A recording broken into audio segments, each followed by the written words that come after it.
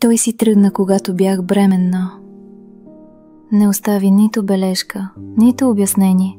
Остави само празно място в леглото и в сърцето ми. Мислех, че няма да се справя. Плачех, докато заспивам и се събуждах с въпроса: защо аз? Но в най-тъмните нощи започнах да се моля: Господи, ако не мога да променя това, което се случи, промени мен. По-късно видях, Бог казва: Бог не изоставя хората. Той е този, на когото те могат да разчитат и при когото могат да намерят утеха по всяко време, и техен единствен довереник.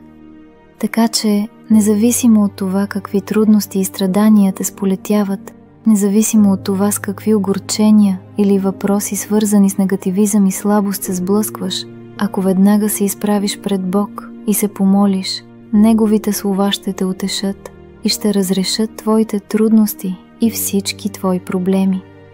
Ден след ден Бог ми даваше сила, която не знаех, че имам. Сутрин ставам, готвя, работя, гушкам детето си. Днес, когато го виждам да се смее в ръцете ми, знам, че съм получила най-големия подарък. Той не получи баща, но получи майка, която ще бъде и приятел, и закрила, и дом. Аз получих вяра, че Бог никога не изоставя. Ако някога са ти казвали, че няма изход, не забравяй, че Бог пише и нови глави. Напиши амин в коментар. Ще ти изпратя кратка молитва лично. Присъедини се към нашата безплатна група за вяра и надежда, където ще се молим заедно и ще споделяме чудесата, които Бог прави. Може би точно днес Той иска да чуеш: историята ти не свършва тук.